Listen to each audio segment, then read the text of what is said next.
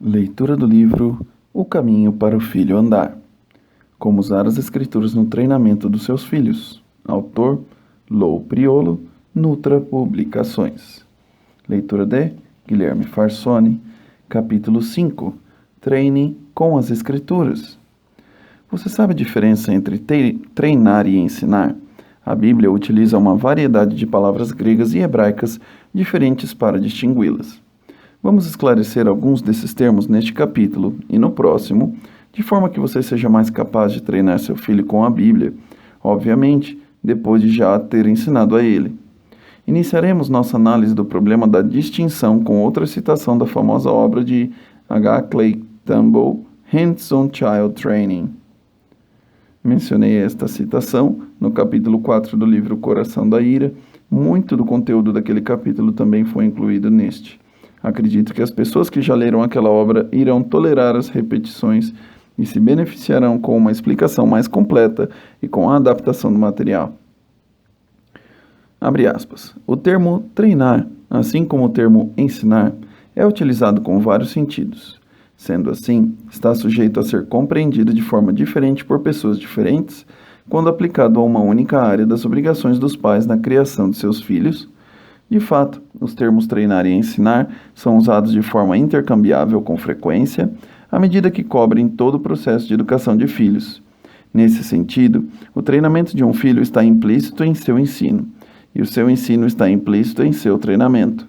Mas, em seu sentido mais restrito, o treinamento de um filho é o modelar, o desenvolver e o controlar de suas faculdades e atribuições, ao passo que o ensino de uma criança é a segurança de um conhecimento que está além da sua capacidade.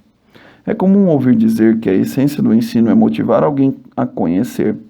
Similarmente, as pessoas dizem que a essência do treinamento é motivar alguém a fazer algo. O ensino fornece conhecimento. O treinamento fornece habilidade. O ensino preenche a mente. O treinamento molda hábitos. O ensino dá à criança o que ela não tinha antes. O treinamento capacita a criança a fazer uso do que ela já tem. Ensinamos a uma criança o significado das palavras, treinamos uma criança a falar e a caminhar. Ensinamos a ela as verdades que aprendemos por nós mesmos, treinamos a criança no hábito de estudar, de forma que ela seja capaz de aprender outras verdades por si própria. O treinamento e o ensino devem caminhar juntos na criação sábia de toda e qualquer criança. Um deles falhará no fim se não estiver acompanhado do outro. Aquele que sabe como ensinar um filho não é competente para supervisionar a educação do filho, a menos que saiba também como treiná-lo. O treinamento é uma possibilidade que surge muito antes do ensino. Antes que uma criança seja capaz de entender o que é dito, ela é capaz de sentir, de se conformar ou resistir às pressões dos esforços para o seu treinamento. Uma criança pode ser treinada a dormir nos braços de sua mãe ou de uma enfermeira, em um berço ou em uma cama, com ou sem balanço, em um quarto claro ou escuro, em um quarto barulhento ou apenas em um silencioso, esperar alimento ou aceitá-lo, apenas em horários determinados ou de acordo com sua própria vontade. Muito embora não seja capaz de compreender qualquer ensinamento acerca da importância ou do mecanismo de qualquer uma dessas coisas. Uma criança muito pequena pode ser treinada para chorar por aquilo que quer ou ficar em silêncio de forma a obtê-lo. Na verdade, o treinamento da criança começa muito antes que seu ensino. Muito embora o ensino elementar de uma criança aconteça meses depois, o treinamento de muitas delas pode ser iniciado de modo satisfatório por volta da 6ª semana de vida.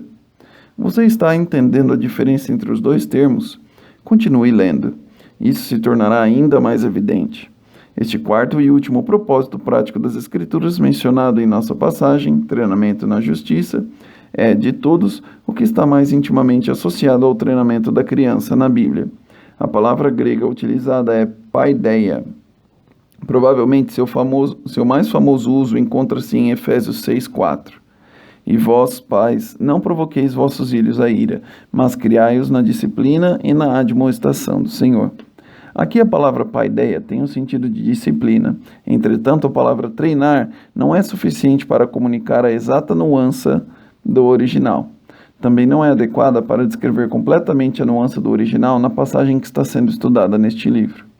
Certamente, paideia, de fato, significa instruir, treinar ou educar, mas há mais nessa palavra que uma educação generalizada.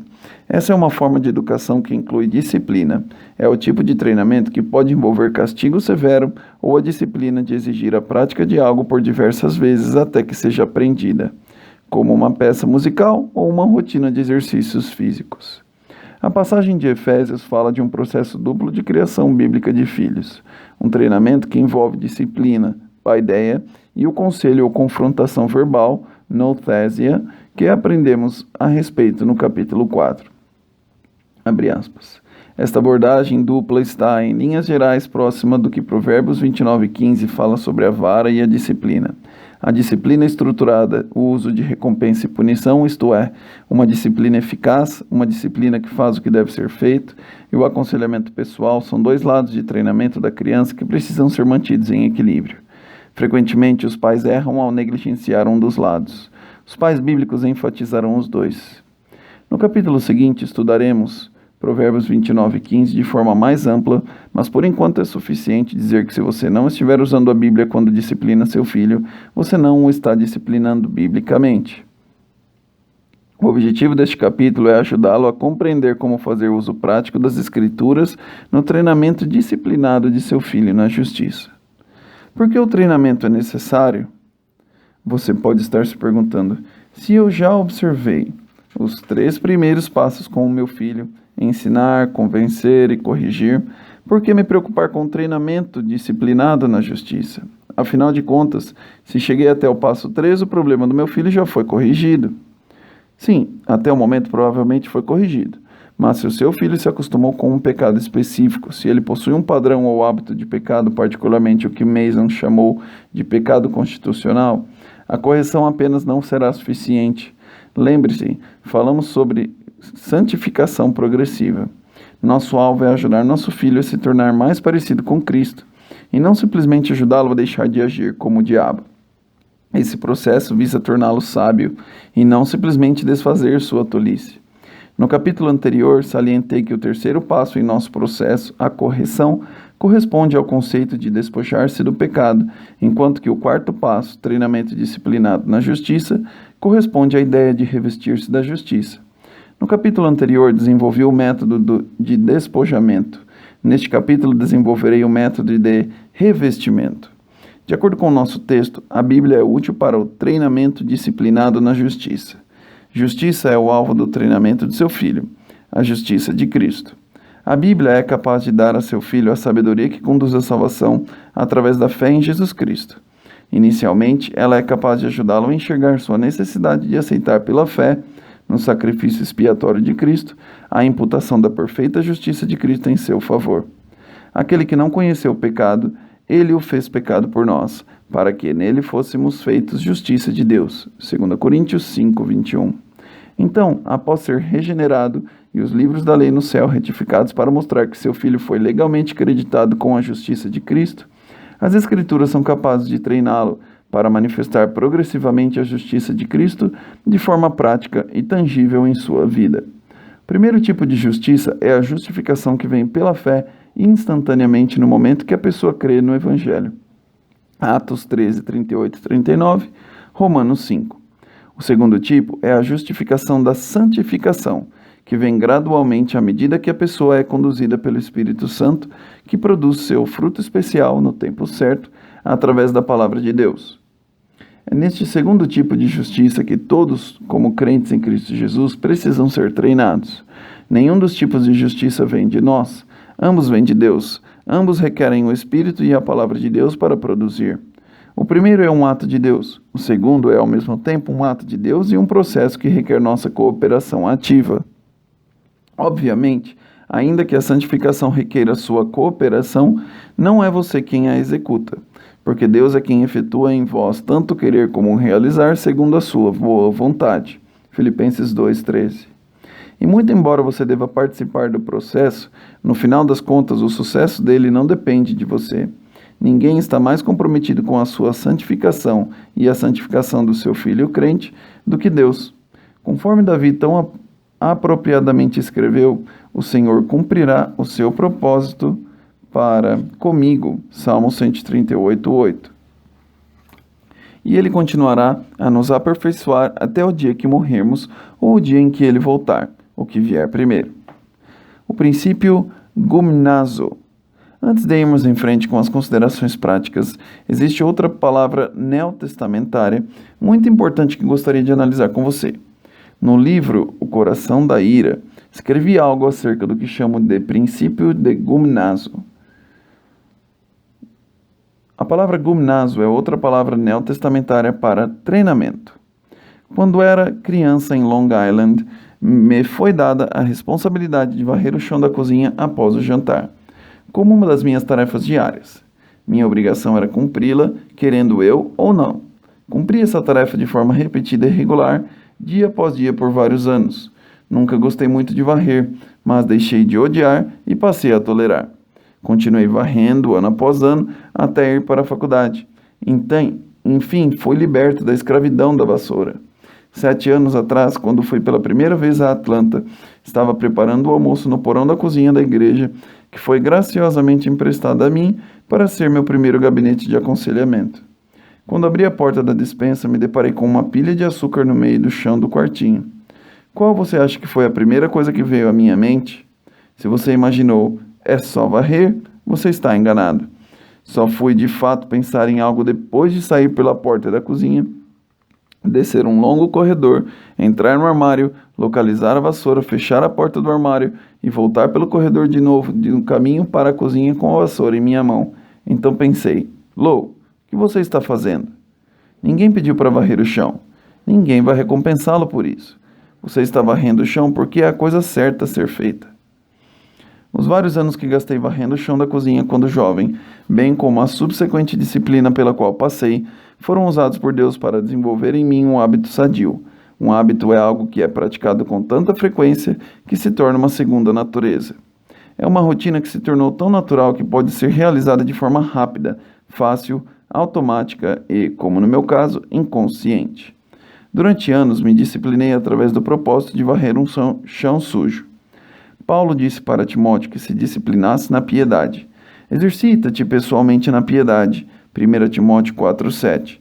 A palavra exercita-te, gumnazo, da qual tiramos palavras como ginástica e ginásio, significa treinar. É a ideia de um homem que decide começar a treinar com pesos para aumentar a sua força. No primeiro dia na academia, ele tenta levantar 30 quilos, mas percebe que não pode levantar o halter acima de sua cabeça. Consequentemente, decide começar com 20 quilos. Ele descobre que é capaz de levantar o halter de 20 quilos 12 vezes sobre sua cabeça.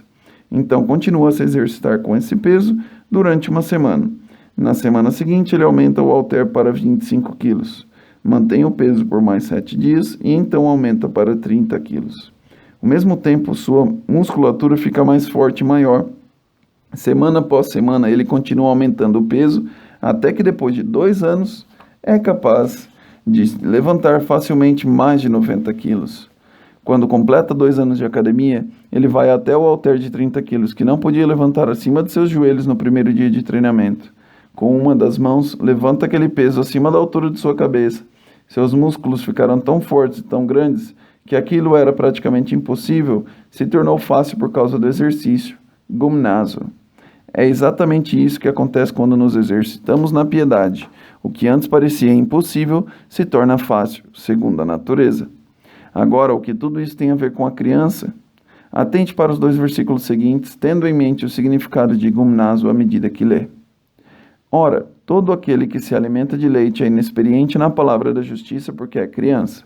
Mas o alimento sólido é para os adultos, para aqueles que pela prática têm as suas faculdades exercitadas, gumnazo, para discernir não somente o bem, mas também o mal. Hebreus 5, 13 e 14. O contexto desses 2 versículos é uma reprovação. Alguns dos cristãos hebreus que não tinham se desenvolvido ao ponto de serem mestres como deveriam, à luz do tempo que tiveram para crescer na maturidade cristã, estavam sendo reprovados. O autor bíblico utiliza a linguagem do desenvolvimento para contrastar o crescimento e o treinamento da criança com o crescimento e o treinamento do cristão. Ele presume que o leitor compreende o princípio universal essencial do desenvolvimento infantil que nossa cultura parece ter esquecido: o treinamento. Duas palavras em particular são empregadas para comunicar este princípio. Prefiro me referir a isso como o princípio gumnazo. A palavra gumnazo é utilizada novamente neste versículo de Hebreus, como foi utilizada em 1 Timóteo 4:7. O significado treinar através do exercício pode ser claramente visto também nessa passagem. Uma segunda palavra que, na verdade, aparece primeiro no texto de Hebreus é exis, uma palavra grega que significa um hábito ou uma prática que foi estabelecida por meio de exercício contínuo, o qual se torna uma segunda natureza. A seguir, vamos considerar Hebreus 12, 7 a 11. Nessa passagem, o Espírito Santo repetidamente se utiliza da palavra paideia de diferentes formas para falar sobre a disciplina que Deus, o Pai, emprega no processo de corrigir cada um de seus filhos. Em seguida, ele utiliza a palavra gumnazo para resumir o treinamento que foi promovido por meio da correção. Desta maneira, as palavras gumnazo, o treinamento através do exercício da prática, e paideia, treinamento com disciplina, são utilizadas intercambiavelmente. Abre aspas, é para a disciplina, paideia, que perseverais, Deus os trata como filhos. Pois que filho há que o pai não corrige, pai deu-o. Mas se estáis sem correção, paideia, de que todos se têm tornado participantes, logo sois bastardos e não filhos. Além disso, tínhamos os nossos pais segundo a carne que nos corrigiam, paideutes, a pessoa que castiga, e os respeitávamos. Não havemos de estar em muito maior submissão ao Pai espiritual e então viveremos? Pois eles nos corrigiam, Pai deu-o, por pouco tempo, segundo o melhor lhes parecia. Deus, porém, nos disciplina para aproveitamento, a fim de sermos participantes da sua santidade. Toda disciplina, paideia, com efeito, no momento não parece ser motivo de alegria, mas de tristeza. Ao depois, entretanto, produz fruto pacífico aos que têm sido por ela exercitados, gumnazo, fruto de justiça. Fecha aspas. Novamente, entendemos que o propósito da perseverança no treinamento é a prática da justiça. O Espírito Santo produz frutos em nossa vida que, quando experimentados, têm sabor de paz. Permita-me continuar minhas observações acerca dessa passagem, citando novamente o livro O Coração da Ira. À medida que você lê, observe o quão intimamente o princípio gumnazo está relacionado ao revestimento do duplo processo de mudança. O contexto aqui é como lidar como uma disciplina de Deus. O autor está exortando seus leitores a suportarem uma correção vinda de Deus, sabendo que isso produzirá o fruto pacífico aos que têm sido por ela exercitados, gumnazo.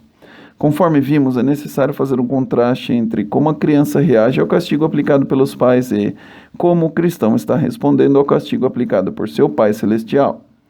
O autor, mais uma vez, presume a existência de um conhecimento acerca do princípio essencial do treinamento infantil que mencionei como princípio gumnazo. Este princípio pode ser ilustrado pelo exemplo de um ferreiro que treina seu aprendiz. Os aprendizes não são tão populares hoje como foram nos primeiros dias da nação norte-americana, quando Benjamin Franklin, por exemplo, trabalhou como aprendiz de seu irmão mais velho. Até então não era incomum para o aprendiz viver com, receber sustento e estar sujeito ao artífice mestre. Esse aprendizado era um treinamento completo e intenso que normalmente durava 7 anos. Basicamente era um treinamento pela prática, prática e mais prática, até que o aprendiz fizesse o certo. A primeira coisa que o artífice mestre fazia era explicar e mostrar como usar o equipamento. Depois disso, ele provavelmente permitia que seu aprendiz o observasse à medida que executava o processo completo de fabricação de uma ferradura, desde o esquentar do ferro até a colocação no casco do cavalo com o produto acabado, explicando cada procedimento nos mínimos detalhes. Depois de uma série de observações, o artífice mestre permitia que o aprendiz o ajudasse em algumas etapas. Após instruí-lo, o mestre permitia que o aprendiz tentasse executar o procedimento. O mestre o corrigia no ato, caso cometesse um erro, e exigia que fizesse de novo até que acertasse. Por vezes, o mestre ficava atrás de seu aprendiz, segurando ou apoiando suas mãos à medida que seguravam o ferro no fogo até que este atingisse a coloração vermelha adequada. Então, juntos, mão com mão, o mestre e o aprendiz trariam rapidamente o ferro para a bigorna, e juntos, mão com mão, o mestre demonstraria ao aprendiz a exata posição onde o martelo deveria atingir o ferro e o quão forte deveria bater. Depois disso, ele voltaria com o ferro para o fogo sucessivamente até que a ferradura estivesse pronta. Após alguns exercícios de treinamento prático, o mestre estaria pronto para permitir que o aprendiz tentasse executar o processo por conta própria.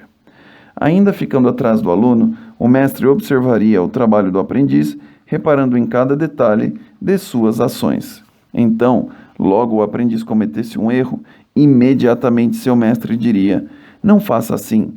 Novamente, o mestre seguraria a mão do aprendiz e lhe mostraria precisamente como corrigir seu erro. Este é o princípio Gumnazo em ação. Imagine como seria se o artífice mestre simplesmente explicasse o procedimento uma vez e no momento que o aprendiz cometesse o primeiro erro, o mestre dissesse: "Errado, você não vai jantar hoje, é bom que você melhore amanhã." Sua reação seria: "Mas isso é muito cruel, impiedoso e uma violação da educação." Ainda assim, essa é a forma que muitos pais cristãos disciplinam seus filhos. Eles dizem: "Isso foi desrespeitoso." No momento em que batem cruelmente na cara de seus filhos com a parte de trás da mão, enquanto se sentem bem em relação ao fato de que identificaram exatamente o que seu filho fez de errado. Foi desrespeitoso. O princípio Gumnazo sustenta a ideia de que você não disciplinou seu filho adequadamente até que o tenha levado ao ponto de se arrepender, exigindo que ele pratique a alternativa bíblica para seu comportamento pecaminoso. Isso envolve não apenas o pedido de perdão pelo desrespeito e tampouco identificar o pecado pelo nome, 2 passos essenciais na disciplina bíblica, mas responder também com uma alternativa respeitosa para o desrespeito, fazendo uso de palavras, tom de voz e comunicação não verbal apropriados. A aplicação do princípio Gumnazo será explicada com mais detalhes no próximo capítulo. Imagine como seria tentar ensinar seu filho a dar um nó duplo em sua gravata, ou tentar ensinar sua filha a fazer uma lasanha sem o princípio Gumnazo. Em algum momento, a menos que você tenha todo o tempo e todos os recursos do mundo, terá que parar o processo de instrução verbal e mostrar para seu filho como corrigir um erro. Se o princípio Gumnazo é vital para ensinar tarefas relativamente simples e temporais, quanto mais é necessário para ensinar a aplicação da verdade eterna e o desenvolvimento da semelhança ao caráter de Cristo. Desenvolvendo hábitos. O que vem à sua mente quando você ouve a palavra hábitos? Para muitas pessoas, esta palavra tem conotações negativas. Quem sabe isso aconteça porque antes de uma pessoa ir a Cristo, os hábitos desenvolvidos por ela normalmente são ruins. Nossa natureza pecaminosa e nossa carne naturalmente nos predispõem a um tipo de treinamento que é imoral. Na realidade, a palavra Gumnazo é utilizada na Bíblia não apenas para o treinamento piedoso, mas também para o ímpio. Pedro, falando de alguns indivíduos ímpios que de alguma maneira estavam se misturando com os verdadeiros crentes, a quem ele escrevia, utiliza a palavra Gumnazo para descrever o desenvolvimento de um hábito particular errado. Abre aspas. Eles se regalam nas suas próprias mistificações, enquanto manqueteiam junto convosco, tendo os olhos cheios de adultério e insaciáveis no pecado, engodando almas inconstantes, tendo o coração exercitado, Gumnazo na avareza, filhos malditos, abandonando o reto caminho, se extraviaram seguindo pelo caminho de Balaão, filho de Beor, que amou o prêmio da injustiça. 2 Pedro 2, 13 e 15. Os estudiosos do hebraico que traduziram a Septuaginta, a versão grega do Antigo Testamento citada com frequência por Jesus, utilizaram Gumnazo para expressar o mesmo tipo de hábitos pecaminosos. Abre aspas. Pode, acaso, o etíope mudar a sua pele ou o leopardo as suas manchas? Então poderíeis fazer o bem, estando acostumados a fazer o mal? Jeremias 13, 23. Seu filho tem essa tendência a desenvolver hábitos pecaminosos. Sem Cristo e sua palavra, ele se acostumará a falar, agir, pensar e ser motivado por hábitos que desagradam a Deus. Abandonado em suas próprias artimanhas, ele estará cheio de seus próprios caminhos. Confira Provérbios 1, 30, 31 e 14, 14. Ele também lhe causará muita dor, mas a criança entregue a si mesma vem a envergonhar a sua mãe. Provérbios 29, 15. Mas, com a ajuda do Espírito e das Escrituras, você pode e deve treinar seu filho a pensar, falar, agir e ser motivado biblicamente. Caso ainda não o faça, gostaria de convidá-lo a pensar sobre os hábitos de uma maneira mais positiva. A capacidade de formar hábitos é uma verdadeira bênção de Deus pela qual devemos ser gratos. Os hábitos nos capacitam a fazer coisas de forma confortável, automática, hábil e inconsciente. Isso vem do livro How to Help People Change, página 193, Como ajudar as pessoas a mudar. Imagine quão complicada seria a vida sem a capacidade de desenvolver hábitos. Mulheres, imaginem como seria se maquiar diariamente sem a ajuda do hábito. Todos os dias você provavelmente gastaria horas tentando maquiar seu rosto. Teria primeiro que revirar os seus produtos para reunir apenas os cosméticos corretos de sua coleção. Depois teria que descobrir como abrir e fechar potes, frascos, tubos e aqueles outros recipientes de formatos estranhos cuja função os homens são apenas capazes de especular. Você teria que reaprender diariamente como aplicar habilidosamente todas aquelas coisas com dúzias de variações daqueles aplicadores engraçados. Em seguida, teria que experimentar e aprender a colocar a quantidade certa, no tom certo, no lugar certo, para que você consiga a aparência desejada. Sem sombra de dúvidas, você tentaria pelo menos 2 ou 3 estilos diferentes antes de se satisfazer com os resultados, exatamente como muitas fazem com suas roupas todos os dias. Você chegaria para tomar café por volta da meia-noite. Entretanto, por causa do hábito, você é capaz de desempenhar este comportamento complexo, uma obra de arte criativa, automática, habilidosa e inconscientemente. Além disso, você é capaz de fazê-lo enquanto fala ao telefone, assiste o noticiário, dá ordens aos seus filhos, recebe instruções de seu marido, ou, como muitas mulheres que conheço, dirige seu carro. Por favor, não faça isso. E nós, homens, o que seria de nós se fôssemos incapazes de lembrar como dar um nó em uma gravata, ou como dirigir, ou andar de bicicleta, ou chutar uma bola, ou mesmo pescar, ou ainda pior, se esquecêssemos como usar o controle remoto? Qual seria o nosso desejo de fazê-las caso sempre exigissem a aplicação de um tremendo esforço? Você já entendeu o quanto é abençoado por causa de seus hábitos? Felizmente, temos a capacidade de desenvolver hábitos. Infelizmente, o pecado que habita em nós facilita o desenvolvimento de hábitos ruins. Mas o seu trabalho como pai é treinar seu filho a desenvolver hábitos bons. Permita-me afirmar claramente que, ao me valer da expressão desenvolver bons hábitos, não estou me referindo a alguma técnica de mudança de comportamento, mas ao processo e alvo da santificação que é produzido pelo Espírito Santo, juntamente com a palavra de Deus. A mudança de hábitos da qual eu falo não se trata apenas de comportamentos externos superficiais, tais como palavras e ações, mas de hábitos internos do coração, os pensamentos e propósitos de alguém. Confira Hebreus 4:12. O caráter consiste de bons hábitos. Quanto mais uma pessoa se exercita na piedade, mais piedosa ela se torna. Quanto mais piedosa como Cristo ela se torna, mais ela adquire o caráter de Cristo. Esse, conforme você se lembra, capítulo 1 é o alvo da criação bíblica de filhos. Mas isso não pode ser atingido sem o uso das Escrituras. Treinamento disciplinado na justiça, portanto, é essencial para o processo do caráter cristão. Considerações práticas. Agora que você tem uma melhor compreensão do significado de treinar seu filho na justiça, precisamos considerar como utilizar as Escrituras de forma prática para esse propósito. 1. Comece um programa regular de memorização das Escrituras com seu filho. Não há nada mais eficiente para ajudá-lo a treinar seu filho na justiça. Quanto mais a palavra de Deus for internalizada, mais o Espírito de Deus trabalhará em seu filho à medida que o santifica. Não há como imaginar uma forma melhor de um pai cooperar com a palavra do Espírito na vida de seu filho do que lhe dar a arma mais importante para Deus, espada do Espírito, que é a palavra de Deus. Efésios 6:17. A palavra utilizada para palavra nessa passagem não é um termo empregado habitualmente na expressão palavra de Deus nas Escrituras. Normalmente a palavra grega logos, a palavra escrita, é utilizada. No texto de Efésios 6:17, a palavra utilizada é rema, a palavra falada, e não logos. É a palavra de Deus que foi internalizada e se encontra no coração da pessoa e que está em seus lábios, que o Espírito utiliza mais eficazmente em sua obra de santificação.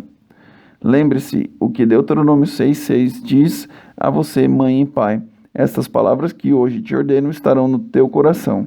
Depois que você as internalizou, você deve comunicá-las vividamente de tal modo que fiquem profundamente arraigadas no coração do seu filho. Memorizar as Escrituras ajuda a treinar o filho na justiça de várias maneiras. Em primeiro lugar, A memorização das Escrituras é eficaz na correção de problemas existentes. Ela ajuda no despojamento do pecado, depois ajuda no desenvolvimento de novos hábitos, o processo de revestimento e, por fim, ajuda a prevenir que novos problemas se desenvolvam no futuro. Você quer que seu filho conheça e faça a vontade de Deus? Permita então que ele faça o que o salmista fez. Agrada-me fazer a tua vontade, ó Deus meu. Dentro do meu coração está a tua lei. Salmos 48. Guarda no coração as tuas palavras para não pecar contra ti. Salmos 119, 11. Mas meu filho não consegue memorizar. Sério? Ele já memorizou seu próprio nome? Ele sabe onde mora? Ele sabe o número do telefone da sua casa? Será que ele sabe o telefone dos amigos dele? Ele sabe a idade que tem e quando é o seu aniversário? Ele se lembra de seus doces favoritos quando está no supermercado, no seu corredor predileto? Ele tem alguma dificuldade para lembrar quais remédios ele menos gosta? Veja, a capacidade de memorização não é uma questão de QI, pelo contrário, é uma questão de QD, quociente de desejo. Muitos concluem acertadamente que a capacidade de memorização do nosso filho não é primariamente uma função de sua inteligência, mas de sua vontade. É uma questão do que ele valoriza, ama e crê ser necessário para sua vida e felicidade. Jesus disse em Mateus 4,4: Não só de pão viverá o homem, mas de toda palavra que procede da boca de Deus. Deixe-me fazer uma pergunta. Será que seu filho seria mais capaz de memorizar as Escrituras caso eu prometesse dar a ele R$ 250 por cada capítulo que memorizasse? Será que você se sentiria mais motivado por uma oferta dessas? De acordo com a Bíblia, isso seria considerado uma pequena recompensa pelos seus esforços? Para mim, vale mais a lei que procede de tua boca do que milhares de ouro ou de prata. Salmo 119, 72. Você diria, mas meu filho não tem o desejo de memorizar as Escrituras. Você pode conduzir um cavalo ao riacho, mas não pode fazê-lo beber água. Ah, sim, você pode. É só colocar bastante sal em sua ração. Você pode ser mais capaz de inculcar o desejo pela palavra de Deus em seu filho do que imagina. O ensino no milieu é a chave para isso. À medida que seu filho observar a verdade de Mateus 4,4, não só de pão viverá o homem, mas de toda palavra que procede da boca de Deus, ser consistentemente experimentada em sua própria vida, ele logo perceberá porque os primeiros cristãos eram chamados de seguidores do caminho, porque o cristianismo bíblico é a melhor maneira de interpretar a vida e a única forma de vida que verdadeiramente faz sentido. Até que seu pequeno pônei entenda seu entusiasmo pelas Escrituras, existe outra forma de fazê-lo beber. Quando minha filha mais velha me disse, papai, não gosto daquilo, ou não quero fazer isso, eu respondi repetidamente, está bem, filha, você não precisa gostar ao querer, só precisa comer ou fazer isso. Ela nem sempre quer memorizar versículos bíblicos, mas Kim e eu estamos treinando-a para fazê-lo, quer ela queira ou não. Ela memorizou diversas passagens quando preferiria fazer outras coisas. Conforme disse no começo da história, ela os aprendeu suficientemente bem para utilizá-los de forma eficiente. Você se lembra da lista de pecados constitucionais e da lista de versículos correspondentes que sugeri que você desenvolvesse ao final do capítulo anterior? Por que não encorajar seu filho a memorizar algumas passagens bíblicas daquela lista? Pecados constitucionais. Ira, Tiago 4:1. Egoísmo, Filipenses 2:3. Ansiedade, Mateus 6:25. Lembre-se que esta é uma disciplina espiritual. O maior inimigo da disciplina são os seus sentimentos. Tenha em mente também que quando uma pessoa memoriza apenas um versículo das Escrituras, ela memoriza um elemento do pensamento divino, mas quando ela memoriza um parágrafo ou um capítulo inteiro da Bíblia, memoriza os padrões de pensamento de Deus. 2. Treine seu filho para meditar nas Escrituras. Outra forma poderosa de treinamento disciplinado na justiça é treinar seu filho, especialmente os mais velhos, na disciplina da meditação bíblica. A meditação fixa no coração dele as verdades que aprendeu, mas que ainda não foram assimiladas em seu caráter. A meditação é o meio que o Espírito de Deus usa eficientemente para amalgamar de forma permanente a verdade em seu caráter, que anteriormente pode ter sido apenas recebida intelectual ou superficialmente, verdade que ainda não foi digerida nem se tornou parte do seu modo de ser. Em 1666, um pregador puritano publicou um livro intitulado Heart Treasure, Tesouro do Coração, que fala muito sobre a meditação bíblica. Tomei a liberdade de atualizar a linguagem de uma pequena porção de seu conteúdo para este livro. A meditação cristã é a fixação contemplativa e fervorosa da mente acerca das grandes realidades espirituais que a Bíblia nos revelou. A meditação é a conferência da alma consigo mesma, a conversa que organiza com a verdade obtida as impressões recebidas no santuário secreto de sua própria consciência. Ela é o esforço solene da alma para trazer de volta para si coisas divinas. Ela então separa, pondera e as digere para obter delas todo o elemento e faculdade de seu ser. É o processo digestivo através do qual o alimento espiritual nutre a alma e promove seu crescimento em santidade. A falta de meditação é o motivo primário de vários cristãos professos, a despeito da exposição ao ensino mais excelente, permanecerem ignorantes, instáveis e infrutíferos. Sempre aprendendo, mas jamais sendo capazes de chegar ao conhecimento da verdade. A instrução cai sobre eles de todos os lados, mas seus corações e mentes são como peneiras, nas quais tudo que entra escoa rapidamente. As impressões que a verdade deixa em suas mentes são tão temporárias quanto os desenhos feitos na areia da praia, que a próxima onda apaga para sempre. Mas a meditação imprime a verdade profundamente na consciência e a grava nas tábuas do homem interior, assim como a ponta de um diamante ou um raio laser. Deste modo se incorpora a alma e forma parte dela, e está sempre presente para regular os desejos do coração e para orientar e controlar os seus movimentos. Quanto à definição de meditação bíblica, ninguém a definiu melhor do que J.I. Packer. A meditação é a atividade de trazer à mente, de pensar e repensar vez após vez e aplicar à própria vida as inúmeras coisas que a pessoa sabe sobre as obras, caminhos e propósitos de Deus. Do livro O Conhecimento de Deus, editora Mundo Cristão, 1984, J.I. Packer. Em seu livro The Christian's Daily Walk in Holy Security, o caminhar diário do cristão na segurança santa and peace, o Sr. Scudder discursa sobre a questão da meditação bíblica. Novamente, precisei atualizar o texto para a linguagem moderna. Simplesmente ler, escutar ou ter pensamentos transitórios acerca das verdades bíblicas não deixa metade da impressão da bondade na alma, o que seria feito caso fossem lembradas e fixadas através de uma meditação séria. Sem a meditação, o bom alimento da alma passa pela compreensão e ali sofre grandes perdas. Ela é como um alimento cru e indigesto que não nutre as criaturas que ruminam, até que voltem o alimento para a boca e o mastiguem melhor. A meditação é a maneira cristã de ruminar.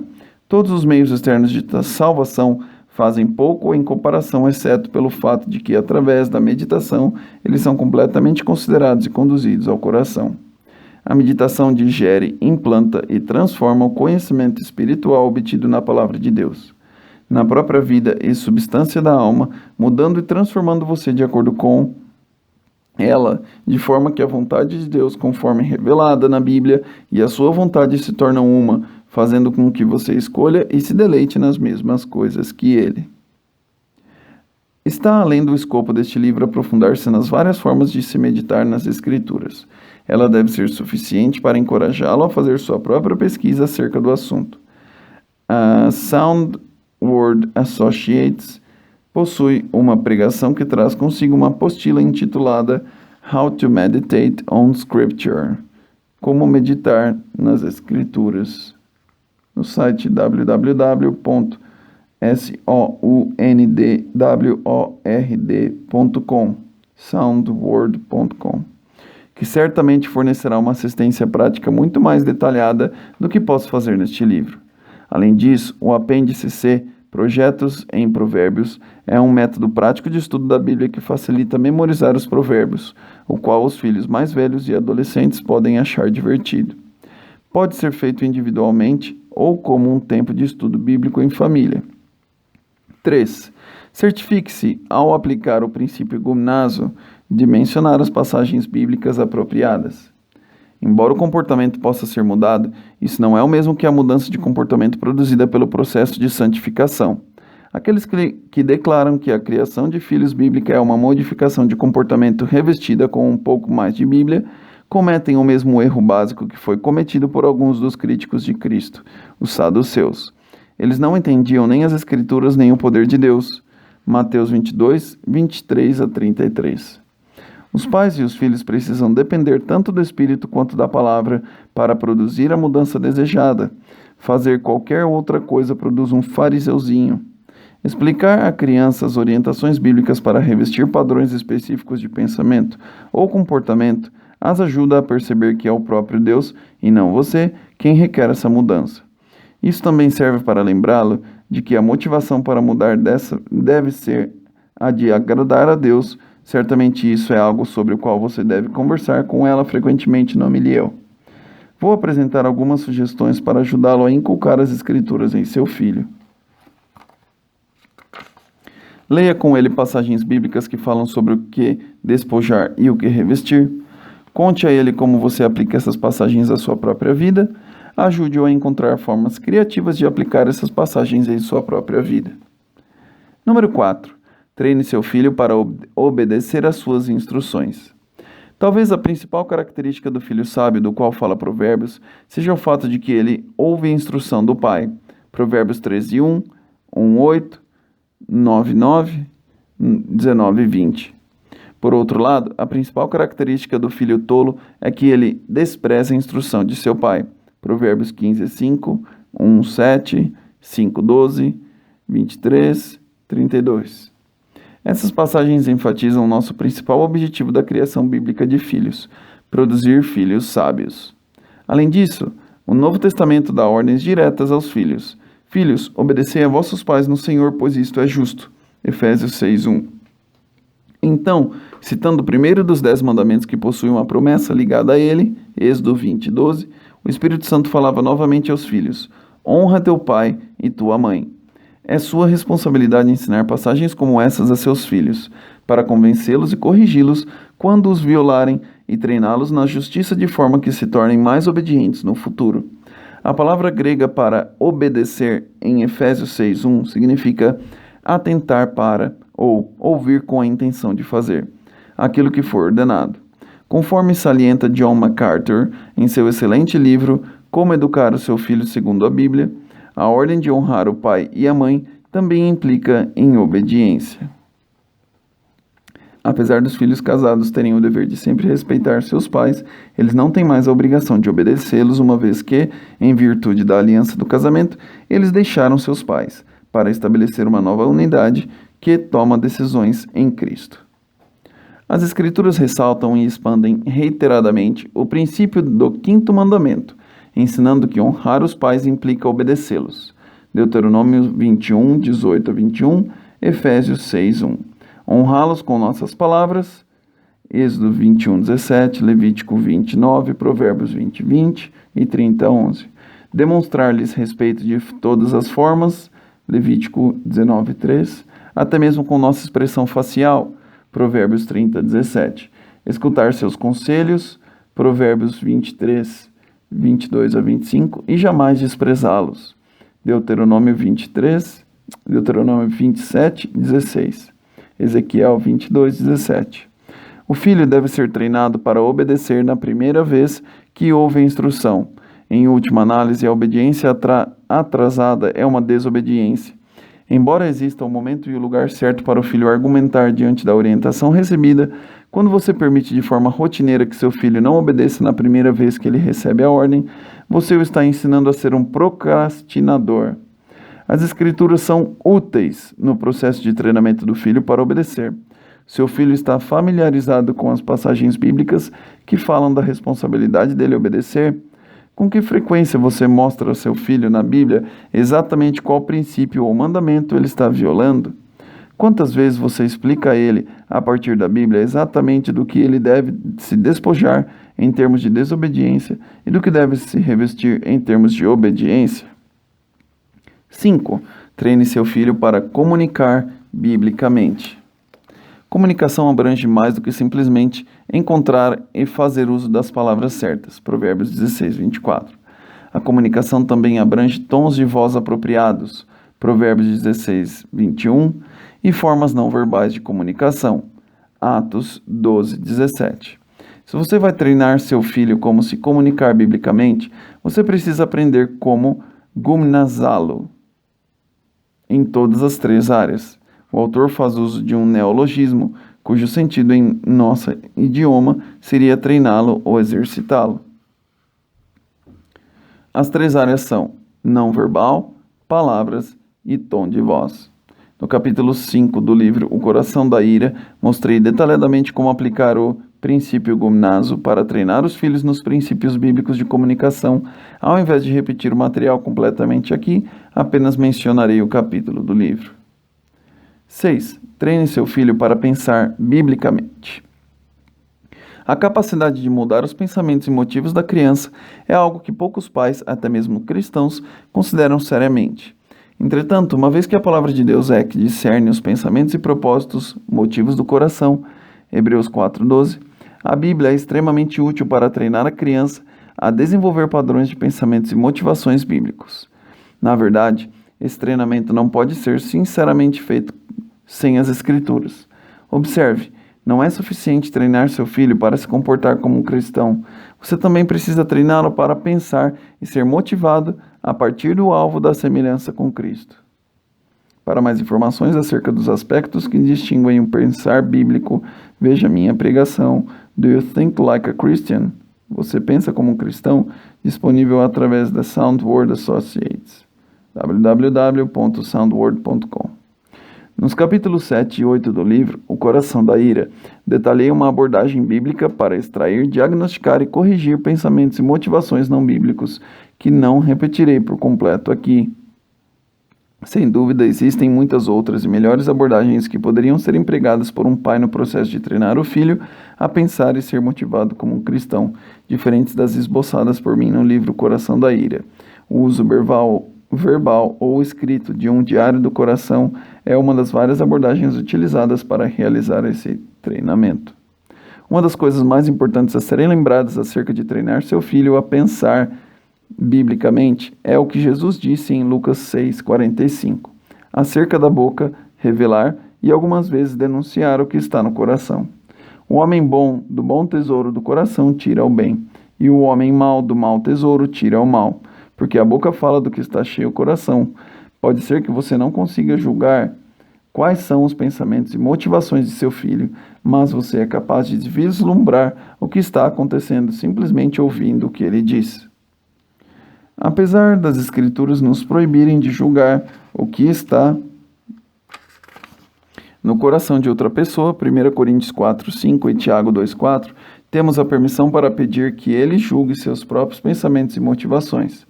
Atos 5, de 1 a 4, 1 Coríntios 11, 28 a 31, 2 Coríntios 13, 5. Considere o que diz Provérbios 20, 5. Como águas profundas são os propósitos do coração do homem, mas o homem de inteligência sabe descobri-los. Aprender a fazer perguntas específicas tornará possível que vocês, pais, sejam capazes de extrair do coração de seu filho as informações necessárias para ajudá-lo a diagnosticar biblicamente qualquer problema de pecado que resida nele. Na medida em que você for capaz de extrair o que está no coração dele, você será capaz de ajudá-lo a mudar não apenas suas palavras, ações e atitudes, mas também, e mais importante, a mudar seus pensamentos e motivações. E este é o cerne da questão no que diz respeito a ajudar qualquer um a mudar. Na medida em que você não é capaz de extrair os pensamentos e motivações do coração do seu filho, sua capacidade de ajudá-lo a mudar profundamente, o único tipo de mudança que agrada a Deus, ficará prejudicada. Obviamente, para se fazer um diagnóstico preciso dos pensamentos e motivações de seu filho, as Escrituras precisam ser empregadas como um instrumento de diagnóstico. O único manual de diagnóstico divinamente aprovado através do qual o cristão pode julgar com precisão os pensamentos e motivações é a Bíblia.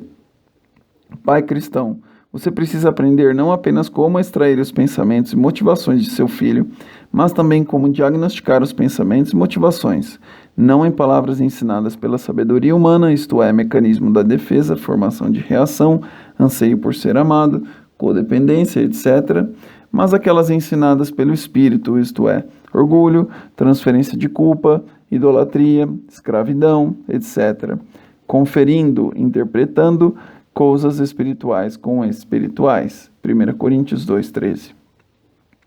Quando você ouve seu filho dizer coisas que são incompatíveis com as Escrituras, você gasta tempo mostrando na Bíblia que está errado no que ele disse? Quando seu filho faz algo errado, você conversa com ele sobre o que está se passando em sua mente? Quando ele demonstra algum tipo de atitude pecaminosa, você tenta ajudá-lo a descobrir o que ele está querendo, desejando ou cobiçando que provavelmente esteja gerando seu comportamento errado? Você mostra a ele nas Escrituras formas alternativas para pensar?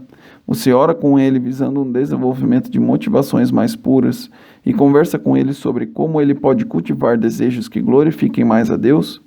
Se a sua resposta foi não para qualquer dessas perguntas, você simplesmente não está usando as Escrituras como poderia no treinamento de seu filho. Que o Senhor lhe dê sabedoria, paciência e autodisciplina para utilizar eficientemente a Bíblia no treinamento disciplinado de seu filho na justiça. Há um tipo de instrução que é mais apropriada às capacidades intelectuais de seus filhos e é um tipo de correção que precisa ser aplicada aos sentidos deles. E, nesse ponto, é bom fazer uso de muita prudência. A correção jamais pode ser administrada sem a instrução, pois, senão, ela muito provavelmente perderá seu impacto, uma vez que, tanto a língua hebraica como a grega possuem uma palavra com o mesmo sentido, ambas são usadas visando uma reforma. A correção não deve ser usada quando o convencimento pela reprovação atinge o alvo da mesma maneira. Samuel Willard. Disciplina bíblica é correção, e isso significa que o padrão de conduta da criança precisa ser mudado através da instrução na justiça. Ela precisa enxergar o erro no seu caminho e então deve ser direcionada para o caminho correto. Isso requer explicação e instrução. A disciplina bíblica exige palavras. Bruce A. Ray. Não deixe de corrigir seus filhos. Editora Fiel, São Paulo. Fim do capítulo 5.